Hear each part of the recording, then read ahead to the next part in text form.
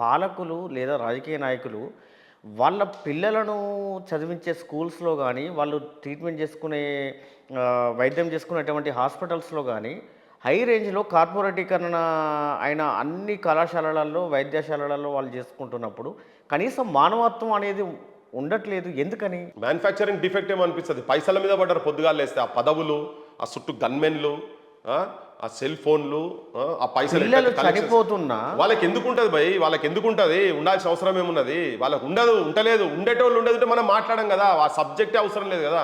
మనం ఎందుకు మాట్లాడాలి ఇక్కడ? అరే మా పిల్లలక వాళ్ళ పిల్లలు అని అనుకోరా?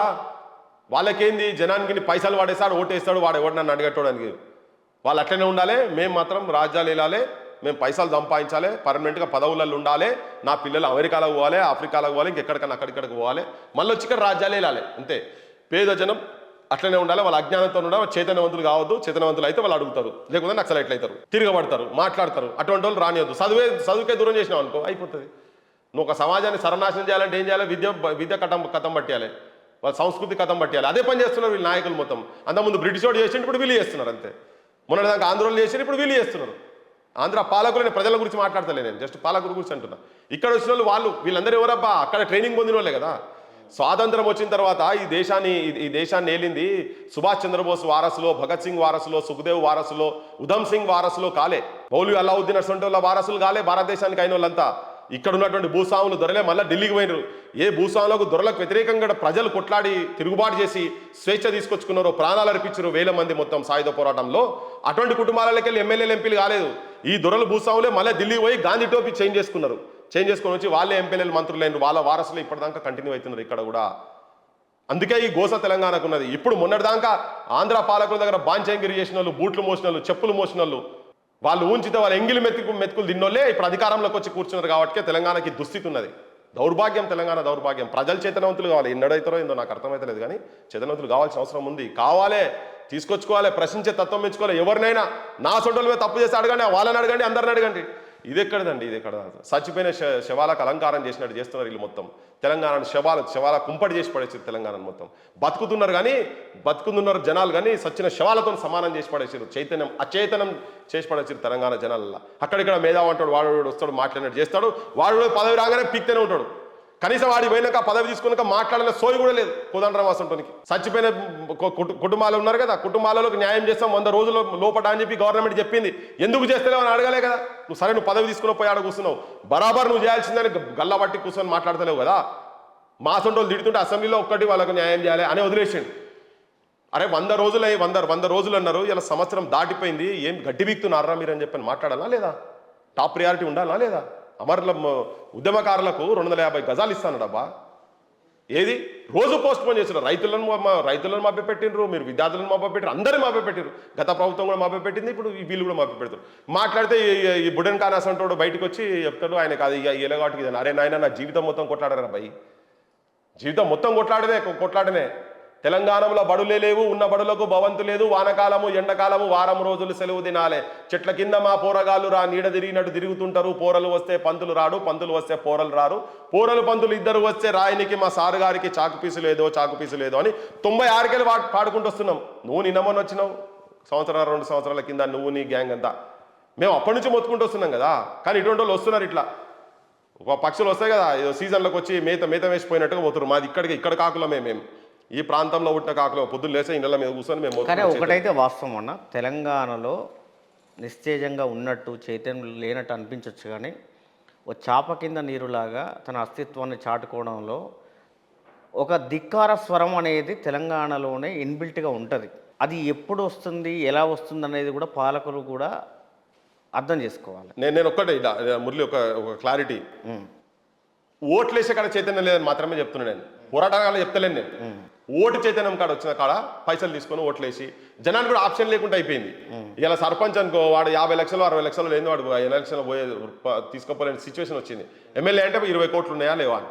అట్లా కాదు, నేను నిజాయితీ పరుని, జనం గురించి కొట్లాడిన వీళ్ళు, ఇటువంటి వాడు అసెంబ్లీలో పోయి కూర్చుంటే మాకు ఉపకారం జరుగుతుంది అనుకుంటాను. జనం ఓట్లేసి నాడు ఈ మార్పు జరుగుతుంది. నేను చైతన్యం అంటే పోరాటాల గురించి చెప్తలేను. నేను పోరాటాలు జరిగినాయి, అప్పుడు జరిగినాయి, ఇప్పుడు జరిగినాయి, ఎప్పుడు జరిగినాయి, ఇప్పుడు కూడా మాట్లాడతలేమా?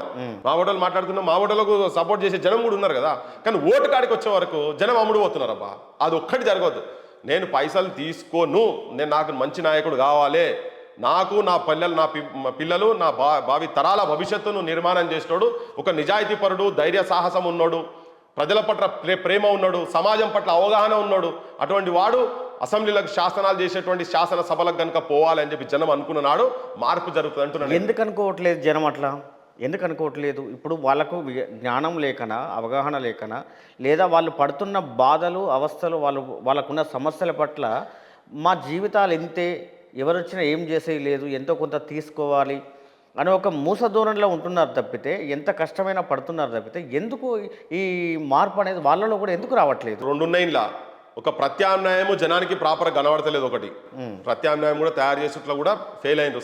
సమాజంలోకి వచ్చేటువంటి ఇంటెలెక్చువల్స్ కూడా ఫెయిల్ అయినారు. ఇంటెలెక్చువల్స్ ప్రతిసారి ఇప్పుడు తెలంగాణ రాగానే కేసీఆర్ సైడ్ కొంతమంది పోయినరు, ఇప్పుడు ఈయన రాగానే ఈయన సైడ్ కొంతమంది పోయినరు. పోయిన వాళ్ళు ఆడ పోయి ఆ క్షేత్రంలో కూడా మాట్లాడతలేరు, ఈ జనం గురించి మర్చిపోతున్నారు. ఇప్పుడు ప్రత్యామ్నాయం ఏంటంటే యువతరం స్టార్ట్ కావాలి. యువతరం ప్రత్యామ్నాయ రాజకీయాల సైడ్ రావాల్సిన అవసరం ఉంది. అది వచ్చినాడే సమాజంలో మార్పు జరుగుతుంది. రాజకీయ వ్యవస్థలనే వచ్చి రావాలి. ఏమైతే ఎన్ని సంపాదించుకునే కానీ వీడి బొందల మీద పడేసిపోవడే కదా, అంతే కదా. కాలేటప్పుడు ఈ బట్ట కూడా ఉన్నది, ఇది కూడా కాలుతుంది కదా. అట్లా ఆలోచిస్తలేరు, ఆ నాయకులు ఆలోచిస్తలేరు. ఈ జనం కూడా ఏమవుతుంది, తిండి దొరికితే చాలు కదా. మన ఆయన అయితే మాకు అదే నేర్పించిండు, తిండి దొరికితే చాలు కదా. అట్లా సమాజం గురించి కనుక పనిచేసి పోయేది ఉంటే ఒక 10 ఏళ్ళు కష్టపడానుకో, ఎస్ వస్తారు, ఆడకు వచ్చి కూర్చున్నాడు మాట్లాడతారు. లేకపోతే ఏది ఓడు రాత్రి ఓడు కుల మూమెంట్ అంటారు, రాత్రి ఓడు బీసీ అంటాడు, రాత్రి ఓడు ఎస్సీ అంటారు, రాత్రి అందుకే అంటున్నావు 30 సంవత్సరాల సుదీర్ఘ మూమెంట్ నడుస్తున్నాయి కదా. ఎక్కడ మొక్క పోకుండా అక్కడిక్కడ పోకుండా ఉన్నాడు కాబట్టి తను నిలబడగలుగుతున్నాడు. అట్లా నువ్వు సమాజం గురించి అట్లా వర్క్ చేసిన వాళ్ళు ప్రత్యామ్నాయ రాజకీయ ప్లాట్ఫామ్ కనుక తయారు చేసుకుని కనుక ఉంటే అది వేరే తీరు ఉంటుంది. కానీ ఆ తప్ప నీకు వేరే దారి లేదు, దిక్కు లేదు. ఆ దిశగా మీరేమన్నా అడుగులు వేస్తున్నారు? బరాబర్ వేయాల్సిందే. తప్ప నీకు వేరే ప్రత్యామ్నాయం లేదు, వేరే ప్రత్యామ్నాయం లేదు. మన శావశక్తిలో మన శక్తి ఉన్నంత మటుకు బరాబర్ చేయాల్సిందే, అది తప్ప వేరేదేం లేదు. భవిష్యత్తులో పృథ్వీరాజును ఏ విధంగా చూడొచ్చు? 100% సత్యదాకా జనం సమస్యల గురించే మాట్లాడుతుంటాం, జనం సమస్యలు కొట్లాడుతుంటాం. అట్లానే ఓటర్ రాజకీయంకు దూరం ఉండి కాదు. నేను ఫస్ట్ నుంచి చెప్తా, pen is more powerful than gun అని. నేను తుపాకీ పట్టి పోయి ఆయన ఇష్టం లేని పోయి కాల్చుడు కాదు. ఓకే, ప్రజల సమస్యలను ఈ రాజ్యాంగం ఇచ్చినటువంటి అంబేద్కర్ రాజ్యాంగం ప్రకారంగా ఓట్ల ద్వారానే రాజ్యాధికారం రావాలి, అక్కడ కూర్చోవాలి, జనానికి ఉపకారం చేసేటువంటి పని చేయాలి. ఇప్పుడు ఈ ముఖ్యమంత్రి అన్నాడు, నేను ఒక్క సంవత్సరం నా తినుడు బంద్ చేస్తే నేను మస్తు చేయగలుగుతా అని మాట్లాడాడు. మరి ఇప్పుడు సంవత్సరం నుంచి ఏం చేస్తుడు, తింటున్నట్ట. నిజం కూడా అంత ఉంది, నిజం కూడా అంత సంపద ఉంది. మనం ఇవ్వచ్చు ప్రతి దాంట్లో పర్సెంటేజ్లేనా. పందికొక్కలకు తినమరిగిరబ్బా అందరూ. నువ్వు చూడు దేశ సంపద మొత్తం ఇటువంటి పాలిటీషియన్స్ను బ్యూరోక్రాట్స్ కొంతమంది ఐఏఎస్ ఐపీఎస్ ఆఫీసర్ల దగ్గరనే ఉన్నాయి సంపద మొత్తం వీళ్ళ దగ్గర. వీళ్ళని బయటకు ఒకసారి తీస్తే మొత్తం దొడతారు. అందుకనే వాళ్ళకి సంబంధించినటువంటి అవినీతికి సంబంధించినటువంటి అంశం వస్తే అందరూ ఒకటే అవుతారు. వాళ్ళ ఫామ్ హౌస్లు గులగొడతాను వచ్చిన తర్వాత హైడ్రా పెట్టి గులగొడతాను. ఒక నాగార్జున చూపించి అందరినీ భయపెట్టించిండు. తర్వాత ఏమైందో తెలియదు. అందరి ఫామ్ హౌస్లు ఇల్లీగల్గానే ఉన్నాయి కదా, ఒక్కంది గులగొడతలేరు. ఎందుకంటే అలా కాంగ్రెస్ అని ఉన్నాయి, బీఆర్ఎస్ అని ఉన్నాయి, బీజేపీ అని ఉన్నాయి, అందరి పార్టీలకు సంబంధించిన ఉన్నాయి. వీళ్ళిద్దరు ఎక్కువ ఉన్నాయి. అందుకనే వాళ్ళది గులగొట్టుకోరు. నా కళ్ళలో నా ఏళ్ళు పెట్టుకుంటున్నా కాడికి వచ్చి వాళ్ళు ఇప్పుడు అందుకనే వాళ్ళు ఏమి కొడతలేరు కదా. వచ్చినాడు ఏం చెప్పిండు, హైదరాబాద్ జనాలంతా ఫామ్ హౌస్లలో ఉండేటోళ్ళ ఉచ్చదాగాలనా, ఈ నీళ్లు తీయాలనా, ఇవే కదా మాట్లాడింది. వాళ్ళు వదులుతున్నటువంటి మూసీది ప్రక్షాళన దానికి ఇవే కదా మాటలు మాట్లాడింది. మరి ఇప్పటివరకు ఎంతమంది కొట్టినా ఆ ఫామ్ హౌస్ అన్నీ అట్లే ఉన్నాయి కదా. వీళ్ళందరూ ఇల్లీగల్, అందరు కలిసే ఉన్నారు. అందరు కలిసే ఉన్నారు. ప్రజలే అమాయకుల. ప్రజలకు కూడా ప్రత్యామ్నాయం చూపించలేకపోతుంది. అక్కడిక్కడ పోరాటాలకు వచ్చి ఎవడన్నా వచ్చి 10 ఏళ్ళు వర్క్ చేసిన తర్వాత అరే నేను బతకాలి కదరా ఏదో పని చేసుకుని బతామని పోయి బతుకున్నారు. ఇదే అమీర్పేటలో పిహెచ్డీ చేసిన యూనివర్సిటీలో పిహెచ్డీ చేసిన వాళ్ళు కూరగాయలు అమ్ముకుంటారు అబ్బా బాధతో. అందుకనే ఈ ఆవేశం ఉట్టిగా వచ్చేది కాదు. ఇది కూరగాయలు అమ్ముతున్నారు. కూరగాయలు అమ్ముడు తప్పని కాదు, కానీ నువ్వు చదువుకున్న చదువేంది, నువ్వు చేస్తున్న పని ఏంటిదని. పీజీలు చేసిన వాళ్ళు బస్తాలు మోయిపోతారు భయ్. ఏంది కూలి పని చేయబోతారా? మల్లకాడు చేసేసారు, తెలంగాణను సర్వనాశనం చేసి వదిలిపెట్టారు మొత్తం. ఎక్కడో బొంబాయి పోయి కూలి పని చేసుకుంటున్నారు. చిన్న పనులు చేస్తున్నారు. క్యాటరింగ్కి పోతున్నారు. నేను మొన్న వరంగల్ ఒక ఫంక్షన్కి పోతే మాస్కులు పెట్టుకొని ఉన్నారు. నమస్తే అన్నాడు. అటే నెడిపోయినా నా చుట్టే తిరుగుతున్న పిల్లాడు. ఏంటంటే అన్నా నేను గుర్తుపట్టలేదు సార్. మాస్ తీసే వరకు పీజీ అయిపోయి పిహెచ్డీ చేస్తున్నాడు. అన్న సారీ అన్న, ఏం చేయాలన్నా, వేరే ఏం లేదన్నా. It is reality of Telangana. Right అన్న, మీరు ఏదైతే కోరుకుంటున్నారో సమాజం, ఆ సమాజం కోసం మీ వంతు కృషి చేయాలని, ప్రజల్ని చైతన్యపరచాలని, పాలకులను ప్రశ్నించాలని, ఆ మార్పు కోసం మీ నిరంతర ప్రయత్నం ఉంటుందని ఆశిస్తూ థ్యాంక్ యూ సో మచ్ అన్న. Thank you. జై తెలంగాణ.